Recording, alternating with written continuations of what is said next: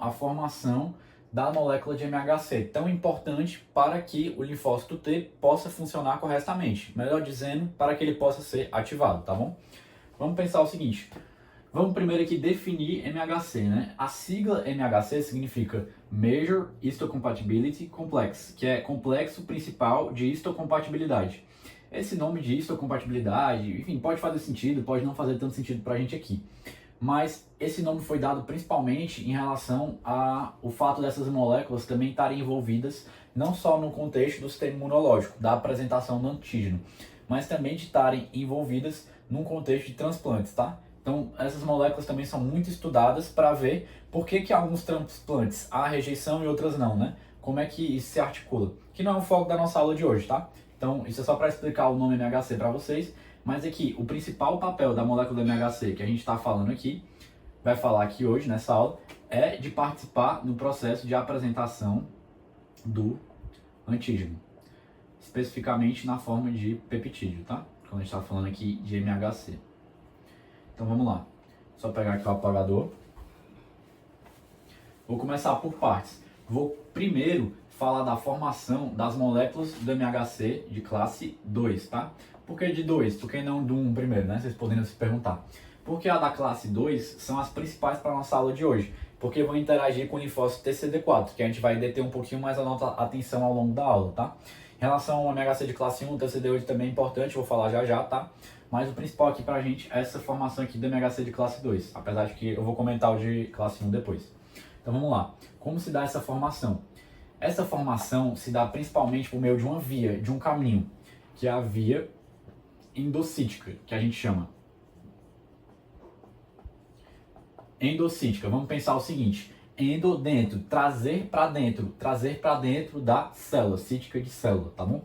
Vamos pensar o seguinte, deixa eu desenhar aqui maior porque eu vou precisar de mais espaço, tá? Pronto. Aqui nós temos a nossa velha e conhecida amiga, a célula dendrítica. Beleza? Essa célula dendrítica, ela vai reconhecer o patógeno, o corpo estranho, via diferentes receptores aqui na superfície dela. O receptor que eu dei na aula passada era o receptor de Mannose. Vou colocar ele aqui novamente. Que vai reconhecer justamente uma das moléculas daquele grupo de PAMPs, que eu também comentei com vocês, que no caso da aula passada, e também que você vê aqui, é a molécula de Mannose. O próprio receptor de Mannose, né, já indica isso. Mas também poderia ser outros receptores para reconhecer diferentes moléculas. Outro receptor muito conhecido pode ser o receptor Toll-like, existem vários outros, tá bom? Mas eu vou usar aqui novamente o receptor de Mannose, que eu acho que é o que fica mais fácil assim, de compreender. Aqui a gente tem o nosso corpo estranho, esse pedacinho aqui, essa molécula aqui que faz parte do grupo de PAMPs, é a molécula de Mannose. Ela vai ser reconhecida aqui, vai ter essa interação aqui entre ela e o receptor de Mannose. Vai acontecer novamente todo aquele processo de fagocitose. Então, se você não está muito familiarizado com o processo de fagocitose, dá uma passada novamente se você não viu, se você viu novamente, né? Se você não viu, olha a aula passada, a primeira aula, para ver melhor esse processo de fagocitose, tá? Tá bom? Mas vai ter esse processo de fagocitose e no processo de fagocitose a gente vai ter a formação lá no final desse processo do fagolisossomo. Coloquei aqui os 3 pontos para não ter que explicar novamente todo o processo, tá? Fagolisossomo. Opa! Fagolisossomo. Que é uma bolsa, uma vesícula, a gente pode pensar assim, contendo aqui, justamente depois da destruição, né, do corpo estranho, contendo pedacinhos dele, que aqui a gente vai focar nos pedacinhos que são os pedacinhos que são os peptídeos. Beleza. Aí eu comentei na aula passada que no processo de fagocitose essa bolsazinha poderia sofrer exocitose. Não sei se vocês lembram. Mas aqui, nesse processo todo da via endocítica, ela não vai sofrer endocitose. Exocitose. Ela vai permanecer aqui para ter uma junção dos peptídeos que estão aqui dentro com as moléculas do MHC de classe 2. Então vamos entender o seguinte. Aqui dentro da célula, uma célula dendrítica, existe uma estrutura que eu vou desenhar aqui de maneira um pouco ilustrativa, né? Não muito correspondente com a realidade, mas que é o retículo endoplasmático rugoso, com várias bolinhas aqui que representam essa parte rugosa, tá? Essas bolinhas aqui estão representando essa estrutura mais rugosa, tá bom? No retículo endoplasmático rugoso vai ser formado, vai se originar uma molécula do MHC de classe 2. Então, onde se origina a molécula do MHC de classe 2? Precisamente no retículo endoplasmático rugoso. Depois que essa molécula do MHC de classe 2 se formar, ela vai ser liberada aqui no citoplasma da célula. Mas não vai ser liberada assim de maneira livre, né? Ela vai ser liberada aqui numa vesícula, tá bom? Que é uma vesículazinha, nessa bolsazinha aqui que ela vai ficar armazenada, tá? Essa vesícula vai se deslocar até o fagolisossomo e vai se fundir, ou seja, vou colocar aqui, né, que se fundiu aqui, ó, se uniu essa vesícula contendo a molécula do MHC de classe 2, ela se uniu com o fagolisossomo, que é essa estrutura daqui que eu já falei com vocês. Após essa união, vai dar origem a uma nova bolsa contendo a molécula do MHC de classe 2. Vamos dar um zoom aqui nessa molécula do MHC de classe 2? Vamos dar um zoom aqui juntos. Que é uma molécula basicamente assim. Essa molécula também a gente poderia falar que ela tem diferentes regiões, região alfa, região beta, a depender se é MHC de classe 1 ou 2. Mas eu não vou focar tanto isso, que é uma parte mais específica, depois vocês podem procurar melhor nos livros, tá? Vamos só focar no seguinte, aqui tem essa molécula de MHC de classe 2. Quando ela está nessa vesículazinha aqui, depois que a gente deu esse zoom, ela está unida a uma estrutura que a gente vai chamar de cadeia